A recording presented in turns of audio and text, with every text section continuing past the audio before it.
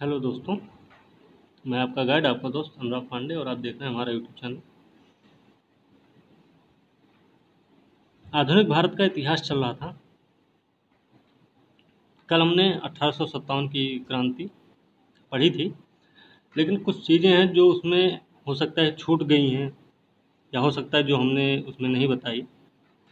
ठीक है, उन्हीं कमियों को पूरा करने के लिए आज हम इसी 1857 पे एक दूसरी वीडियो लाए हैं। ठीक है, तो चलिए शुरू करते हैं आज का वीडियो को लास्ट तक जरूर देखें और वीडियो को लाइक शेयर कमेंट करना ना भूलें, साथ में चैनल को भी सब्सक्राइब कीजिए। तो चलिए शुरू करते हैं आज का वीडियो। 1857 का विद्रोह। ठीक है, 1857 का विद्रोह है। इसमें देखिए क्या है कि इस समय क्या है भारत में, भारत का गवर्नर जनरल कौन इस समय भाई? भारत का गवर्नर जनरल, ध्यान रहे कि पहले बंगाल का गवर्नर हुआ, जब बंगाल बम्बई मद्रास तीनों में गवर्नर हुआ करता था। फिर बंगाल में गवर्नर जनरल बना, उसके बाद भारत का गवर्नर जनरल बनाया गया। ठीक, तो भारत का गवर्नर जनरल उस समय जो था 1857 की क्रांति के समय, नाम था उसका लॉर्ड कैनिंग। ठीक है, लॉर्ड कैनिंग नाम है इसका। कार्यकाल है लॉर्ड कैनिंग का कार्यकाल है 1856 से 1862। ठीक है, तो इसके कुछ कारनामे रहे हैं। कारनामे क्या रहे हैं, थोड़े से इसके कारनामे पर ध्यान रखते हैं। इसके कारनामे रहे हैं कि इसने क्या, इसके समय में क्या हुआ, 1862 में रहा ना, 62 तक रहा। तो 1861 में उच्च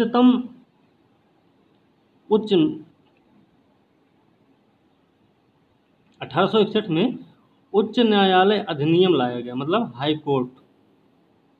ठीक है, उच्च न्यायालय अधिनियम लाया गया था, जिसके तहत क्या किया गया, उच्च न्यायालय अधिनियम लाया गया। इसके तहत ये हुआ कि जो पुरानी वाली सुप्रीम कोर्ट थी, कलकत्ता में उच्चतम न्यायालय की स्थापना की गई थी 1773 रेगुलेटिंग एक्ट के तहत 1774 में। तो उसे क्या किया गया, समाप्त कर दिया गया। ठीक है, इस समय समाप्त कर दिया गया। और साथ में एक चीज़ और ध्यान रखना है कि जो सदर अदालतें थी उनको भी इस समय समाप्त कर दिया गया था। ठीक है, कब? 1861 के उच्च न्यायालय अधिनियम के तहत। ठीक है, तो किया क्या गया इस समय कलकत्ता, मुंबई और मद्रास तीनों जगहों पर एक एक उच्च न्यायालय की स्थापना की गई। ठीक है, तो 1773 की जो केंद्रीकरण की प्रवृत्ति रही, अब उसको क्या किया गया, 1861 में पलट दिया गया है। ठीक है, इसमें अब तीनों के पास एक एक उच्च न्यायालय है। तो केंद्रीकरण जो प्रवृत्ति थी उसको इस समय पलट दिया गया है, विकेंद्रीकरण किया गया है। ठीक है, साथ में एक चीज ध्यान रखना है कि इसी अधिनियम के तहत आगरा में भी एक उच्च न्यायालय की स्थापना हुई, हाई कोर्ट की, जिसका टाइम रहा है 1866। इस समय लॉर्ड कैनिंग नहीं था, लेकिन फिर भी 1861 के अधिनियम के तहत ही इसकी स्थापना हुई है। और इलाहाबाद में भी एक हाई कोर्ट बनाई गई। कब बनाई गई? 1875 में, 1875 में। ठीक है, ये ध्यान रखना है। ठीक, बनाई नहीं गई थी, इसी को 1866 में जो आगरा थी हाई कोर्ट, इसी को स्थानांतरित किया गया था। कहाँ? इलाहाबाद में स्थानांतरित किया गया, इलाहाबाद हाई कोर्ट के नाम से। और कब हुआ ये?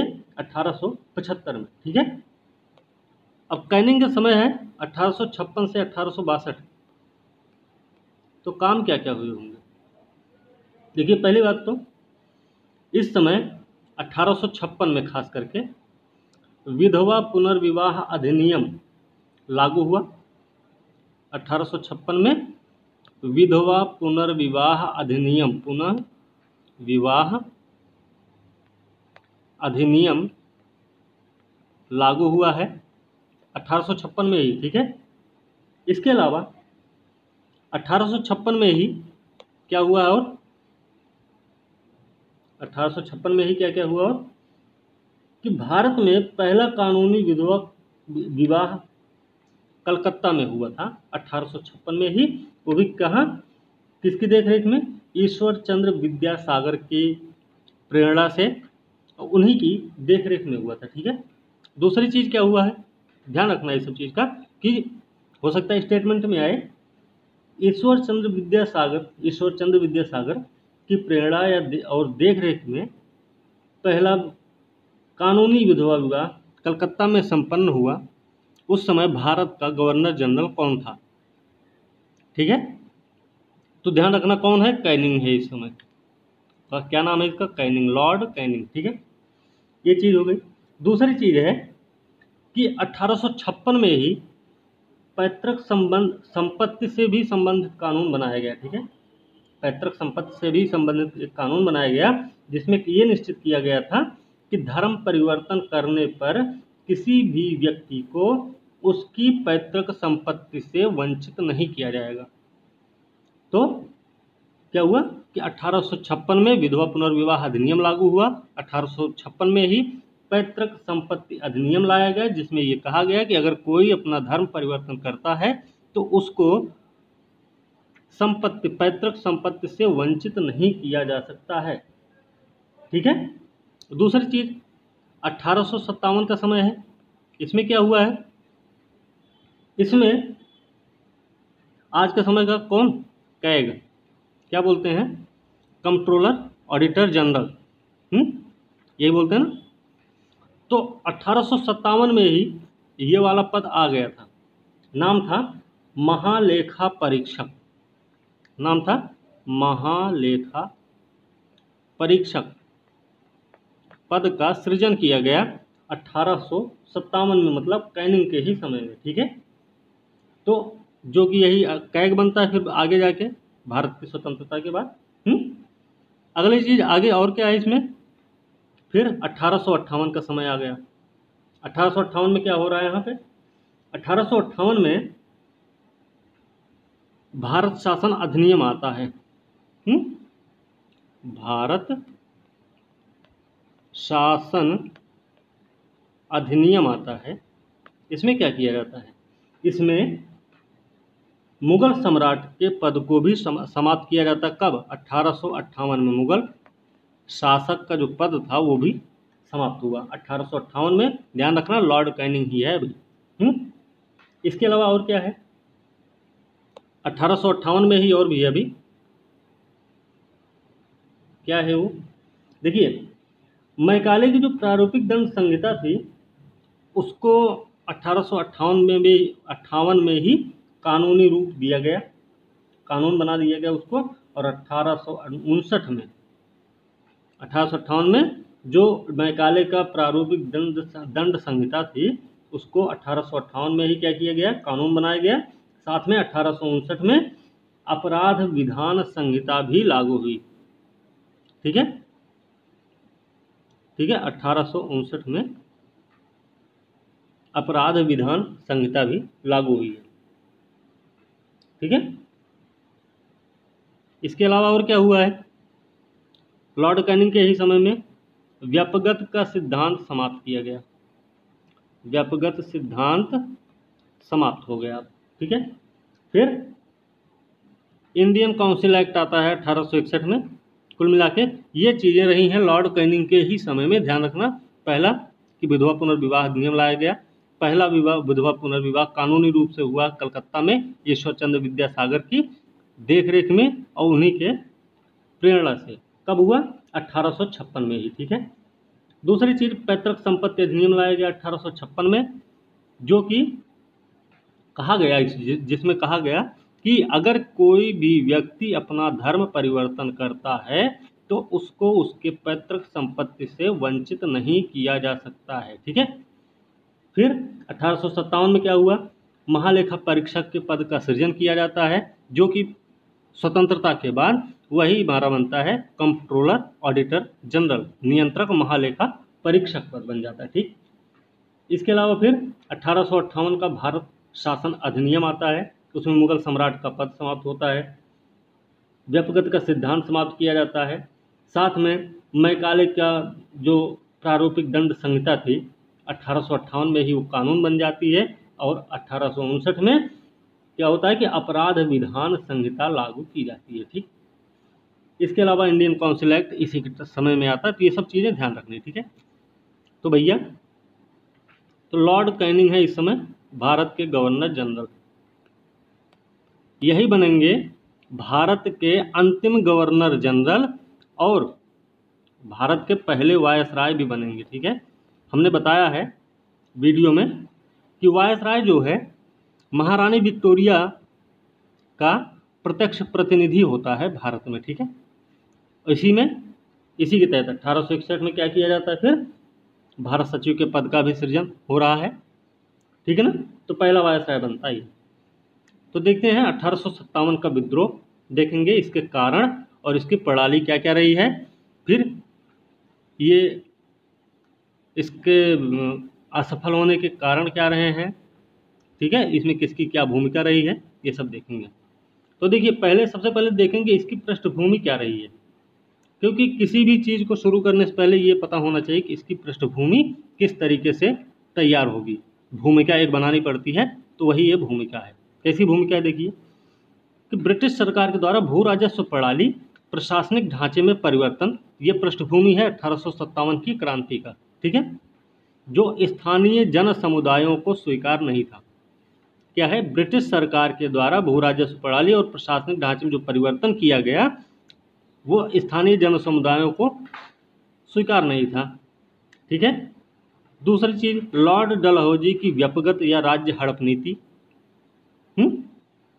तीसरी चीज, अगला है कि नई भू राजस्व व्यवस्था के चलते लोगों को अपनी जमीन से हाथ धोना पड़ा। ठीक है ना, नई भू राजस्व व्यवस्था के चलते क्या हुआ, लोगों को अपनी जमीन से हाथ धोना पड़ा। जैसे आपको पता होगा कि कॉर्नवालिस ने वो जमींदारी व्यवस्था आई थी, जमींदारी, इस्तमरारी, महालवाड़ी, ये सब व्यवस्थाएं लाई गई थी। तो इसमें किसानों को क्या हुआ, नुकसान भी हुआ, बिचौलियों को फ़ायदा हुआ, कहीं पे कुछ फ़ायदा हुआ किसानों को, कहीं पे कंपनी को भी घाटा हुआ। ऐसा नहीं कि कंपनी को बहुत फ़ायदा ही हुआ था।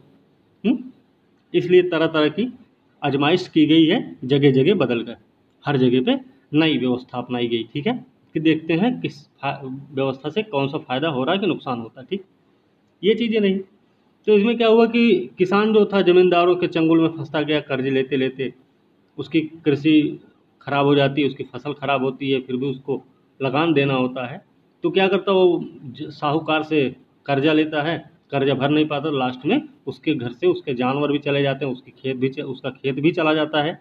जो उसके लास्ट अंतिम रूप से बचा रहता है कि चलो संपत्ति है, ठीक है, वो भी उसके पास नहीं रह जाती। ठीक है, कमाने खाने के लिए। ठीक, अगली चीज़ क्या है कि घरेलू उद्योग की उपेक्षा से कारीगर और हस्तशिल्पियों पर बुरा प्रभाव पड़ता है। क्या होता है कि भारत में कुटीर उद्योग थे।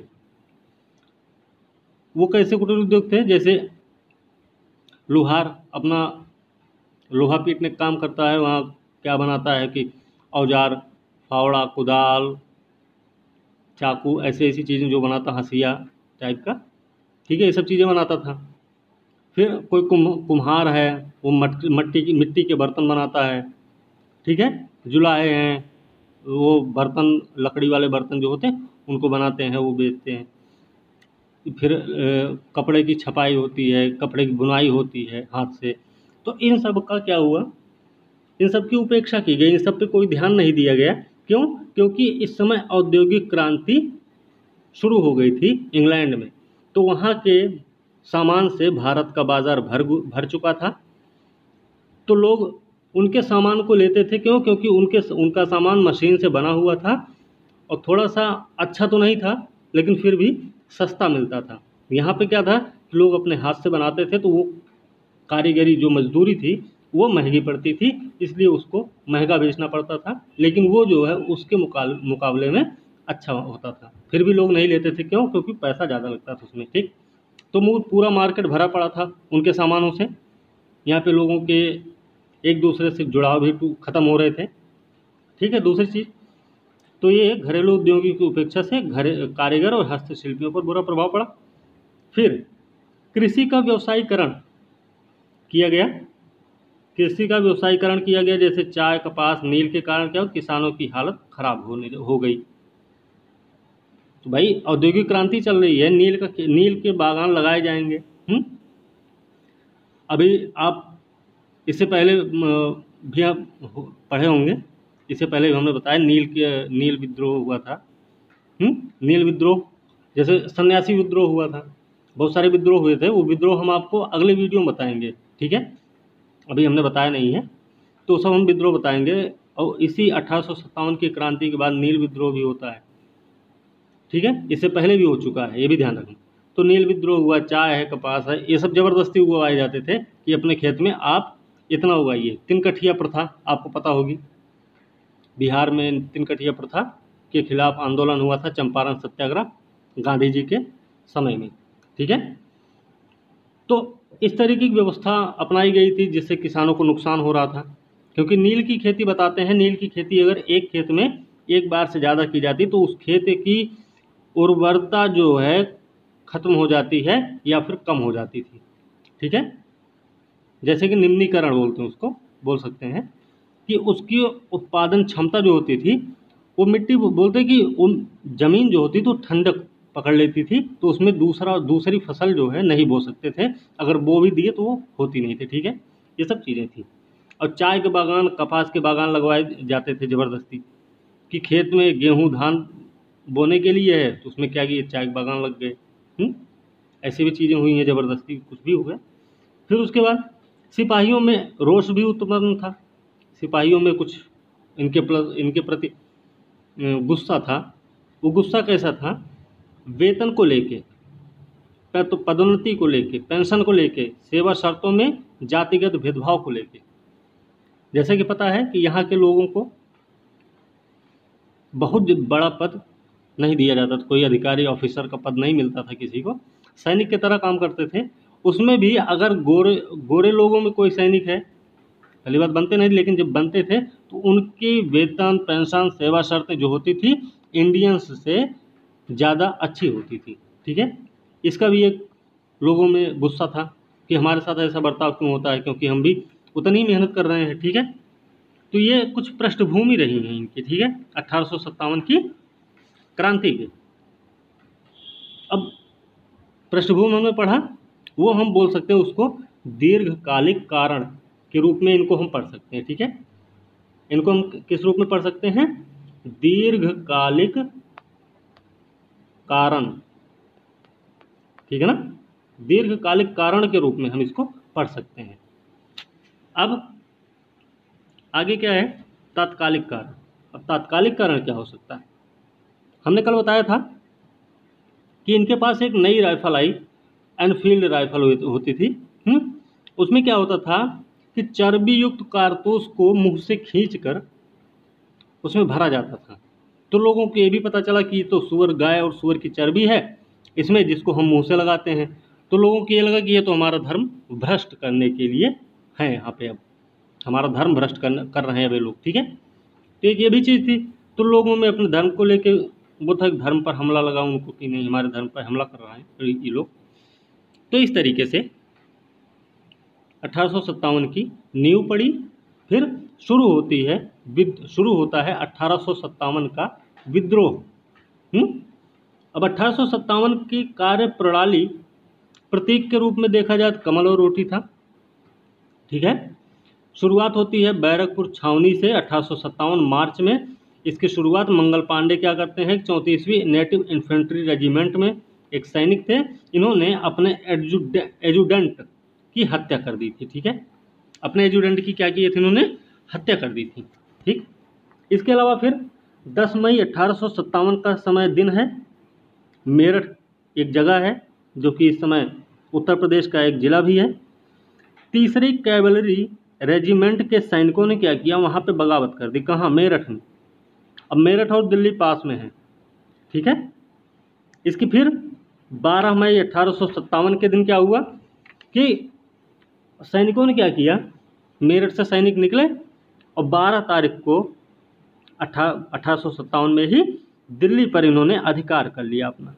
अधिकार करके क्या किए, अधिकार करके मारकर थोड़ी किए, उन्होंने बहादुर शाह जफर को राजा घोषित कर दिया अपना। बख्त खां दिल्ली में ही था, ठीक है, उसको बना दिए नेता। बख्त खां बना नेता और राजा बने बहादुर शाह जफर, ठीक है।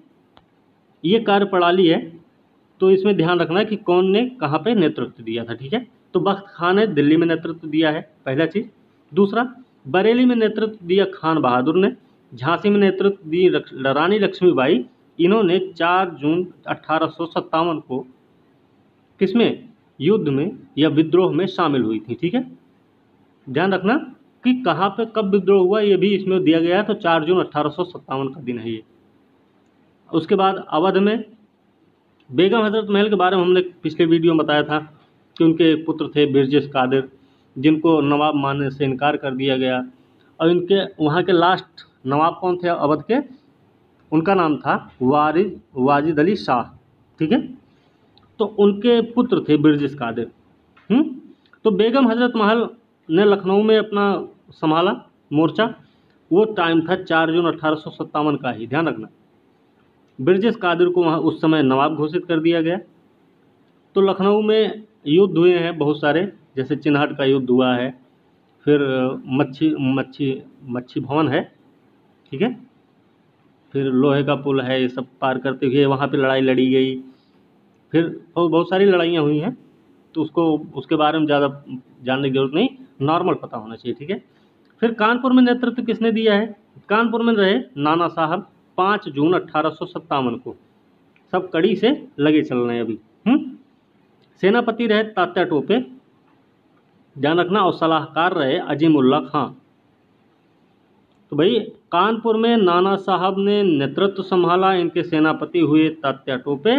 तात्या टोपे का नाम था रामचंद्र पांडुरंग, ध्यान रखना, पिछली वीडियो में हमने बता रखा है, रामचंद्र पांडुरंग, ठीक है ना।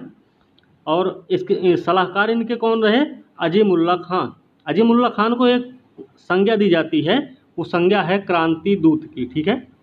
तो क्रांति दूत की संज्ञा अजीमुल्ला खान को दी गई। तो अजीमुल्ला खान किसके, कानपुर में नेतृत्व कर रहे नाना साहब के सलाहकार रहे हैं, तात्या टोपे इनके सेनापति रहे, ठीक।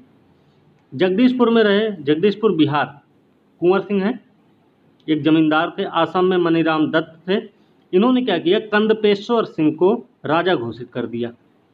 कंदपेश्वर सिंह को राजा घोषित किए और मनीराम दत्त नेतृत्व संभाले आसाम में 1857 की क्रांति के, ठीक। इसके अलावा फिर फैजाबाद की बात करें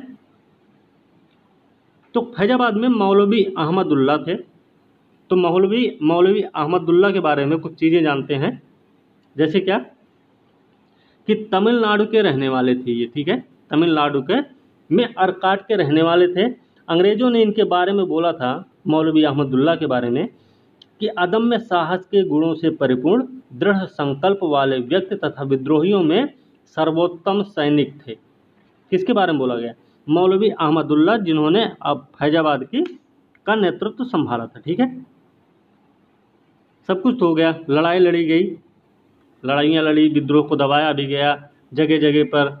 कहीं पे नील रहे तो कहीं पे ह्यूरोज रहे, ठीक है, कहीं पे निक्सन तो कहीं पे आपके निकलसन रहे, कहीं पे हडसन रहे। तो इस तरीके से लोगों ने क्या किया, जगह जगह पर युद्ध को दबाते गए, ठीक है। कई लोग मरे भी हैं, जैसे निकलसन दिल्ली में मारा गया था, है ना। तो इस तरीके से हमने पिछली वीडियो में सब बता रखा है आपको।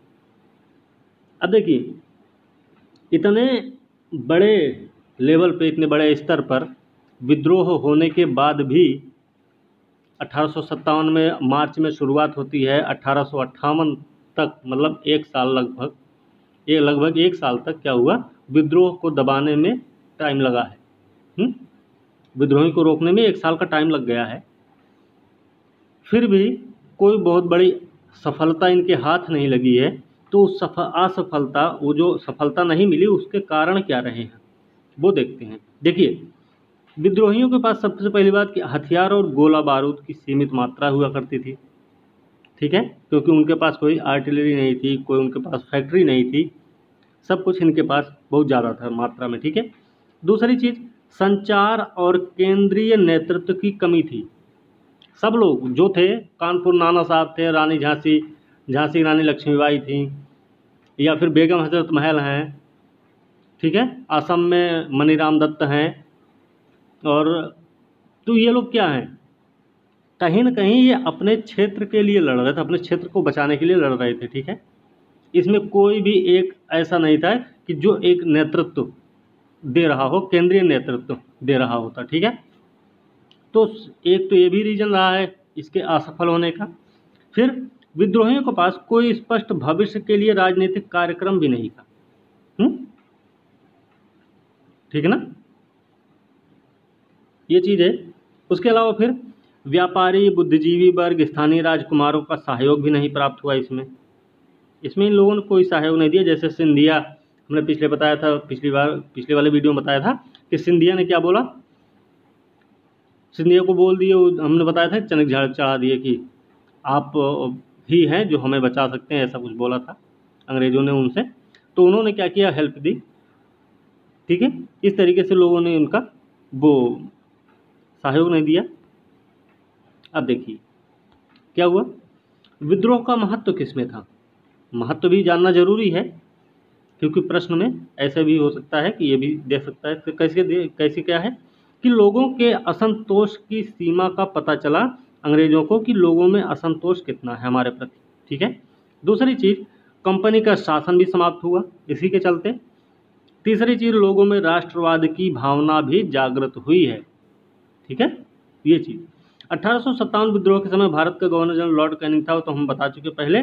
इसने इलाहाबाद को आपातकालीन राजधानी घोषित किया था जब ये क्रांति हो रही थी, ठीक है। अब इसका परिणाम क्या निकला, परिणाम निकला कि भारत का जो प्रशासन था वो सीधे ब्रिटिश राज के अधीन कर दिया गया। भारत का प्रशासन सीधे ब्रिटिश राज के अधीन कर दिया गया। शाही घोषणा पत्र जारी किया गया, शाही घोषणा पत्र जारी किया गया कब, 1858 में। इसको पढ़ा किसने, लॉर्ड कैनिंग ने पढ़ा है। कहाँ पे पढ़ के सुनाया, इलाहाबाद में, ठीक है, ध्यान रखना। तो इसमें क्या क्या बोला गया था कि अब जो है व्यापकता का सिद्धांत नहीं लागू होगा, जिनके पास जो भी उत्तराधिकारी उनके वही रहेंगे, किसी के क्षेत्र को हड़पा नहीं जाएगा, ठीक है। ये आपके इंटरनल मामलों में कोई दखलंदाजी, ऐसे यही सब बोला गया होगा। और किसानों के लिए भी कुछ चीज़ें बोली गई रही, घोषणा यही थी और कुछ नहीं था। फिर उसके अलावा भारतीयों को फौज में भर्ती करने के लिए संप्रदाय, जाति, जनजाति, वफादारों को बढ़ावा दिया गया, ठीक है। किसको, वफादारों को बढ़ावा दिया गया, जनजाति जाति सबको, ठीक है। इस तरीके से सैनिक भर्ती में भारतीयों के अनुपात को कम कर दिया गया, भारतीयों के अनुपात को कम किया गया इसी समय। और नीति अपनाई गई कि फूट डालो राज करो वाली नीति। तो फूट डालो राज करो वाली नीति की शुरुआत हुई है 1857 की क्रांति के बाद, ठीक है। तो ये सारी चीज़ें 1857 की क्रांति में रही हैं। अब इसमें से देखिए जो भी है 1857 की क्रांति आपकी आज समाप्त हो गई है। कुछ हमने कल बताया था और आज भी हमने कुछ बता दिया, तात्कालिक कारण भी।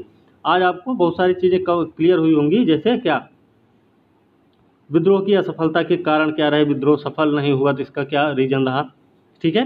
विद्रोह का महत्व किसमें था, फिर इसका परिणाम क्या हुआ है, ये सारी चीज़ें आपको पता चली हैं आज, ठीक है। इसके अलावा हमने कल तो ज़्यादा कुछ हम बताए नहीं थे, ठीक है ना। तो ये सारी चीज़ें आज हम ख़त्म किए हैं। हमने बताया था एक चीज़ और उसमें कि जो 1857 की क्रांति हुई उसमें कुछ लोग थे जिन्होंने टिप्पणियाँ की थी, कुछ लोगों ने कुछ बोला भी था। जैसे बी.डी. सावरकर हैं। बी.डी. सावरकर ने कहा था कि यह भारत का पहला स्वतंत्रता संग्राम है। क्या कहा था इन्होंने, बी.डी. सावरकर, विनायक दामोदर सावरकर ने, कि यह जो है 1857 भारत का पहला स्वतंत्रता संग्राम है। डिज़रायली ने क्या कहा, डिज़रायली ने कहा कि नहीं, यह तो एक राष्ट्रीय विद्रोह था, ठीक है। अब इस डिज़रायली की बात का अगर खंडन किया जाए या फिर इनकी बात का वो किया जाए, तो अंतर ये है कि जैसे भारत का प्रथम स्वतंत्रता संग्राम था, तो इसमें एक बात ये भी हो सकती है कि इससे पहले भी बहुत सारे विद्रोह हुए थे। ठीक है, सन्यासी विद्रोह हुआ था, इससे पहले ही हुआ था। ठीक है, वो बहुत बड़े लेवल पे था। तो ये सब चीज़ें थी। इनकी बात का अगर हम खंडन करें तो राष्ट्रीय विद्रोह नहीं कह सकते, क्योंकि लोगों ने अपने अपने क्षेत्र को बचाने के लिए लड़ा था। बेगम हजरत महल लखनऊ बचाने के लिए लड़ी, अपना राज्य। रानी लक्ष्मीबाई अपना राज्य बचाने के लिए लड़ी।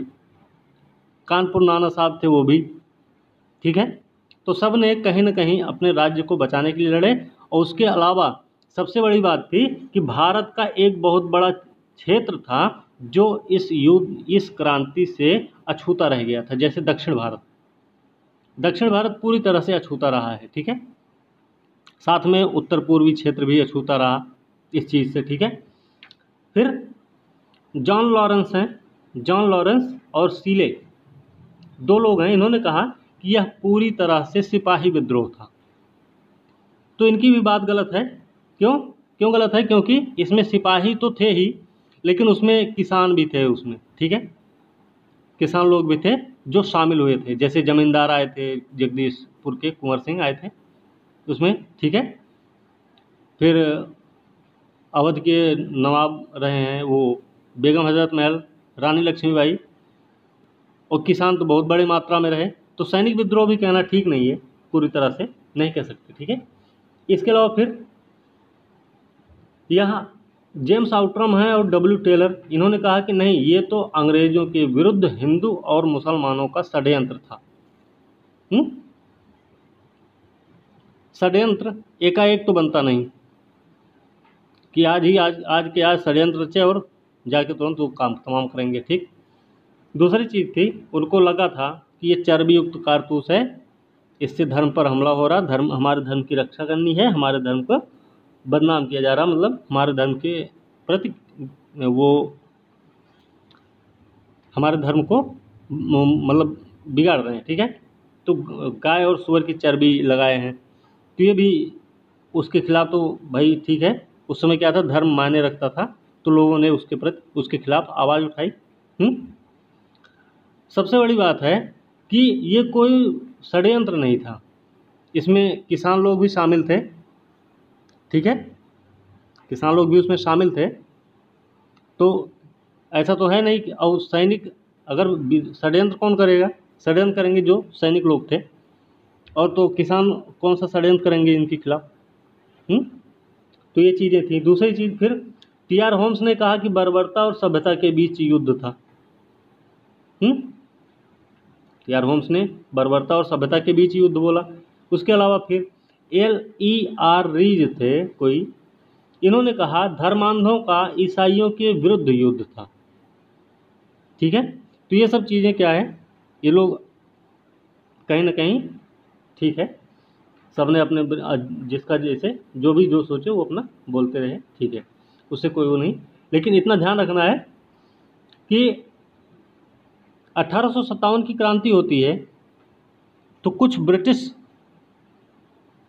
सेना वाले होते हैं, मतलब ब्रिटिश सैनिक होते हैं जो विद्रोह को दबाने का काम करते हैं, ब्रिटिश नायक बोला जाता है उनको। तो वो विद्रोह को दबाने के ही क्रम में उनकी मृत्यु भी हो रही है, मरे भी हैं। जैसे निकलसन मरा कहाँ पे? निकलसन मरा है दिल्ली में, ये भी ध्यान रखना, हो सकता है पॉइंट्स में आ जाए। तो ये दिल्ली में मरा है निकलसन। ठीक है, दूसरे हेनरी लॉरेंस भी मारे गए, हेनरी लॉरेंस भी मारे गए हैं। ठीक है, हेनरी लॉरेंस कहाँ मारे गए? लखनऊ में। ठीक, उसके अलावा फिर कर्नल नील है, विलियम टेलर, तो नील भी मरे थे यहीं पे। ठीक है, तो ये लोग क्या है, यहीं पे मरे भी थे, तो ये भी थोड़ा ध्यान रखना है। इसके अलावा और क्या जानना है इसमें? देखिए, इसके अलावा और कुछ इसमें जानने की ज़रूरत नहीं है, जितना था उतना हम बता दिए हैं। अब इस वीडियो को आप ध्यान से सुन लें, और ध्यान से सुनने के बाद इसको समझने का प्रयास करें, ताकि आपके एग्ज़ाम में इससे कुछ बेनिफिट मिल सके। और उम्मीद है प्रश्न जरूर आएगा, इस वीडियो से प्रश्न जरूर आपको मिलेंगे, 1 या 2 कुछ क्वेश्चन तो मिल ही जाएंगे। ठीक है, तो इस वीडियो को ध्यान से सुने और वीडियो को लाइक शेयर कमेंट करना ना भूलें, साथ में चैनल को सब्सक्राइब कीजिए। और आज की वीडियो यहीं समाप्त करते हैं, अगले वीडियो के साथ कल मिलेंगे, तब तक के लिए धन्यवाद।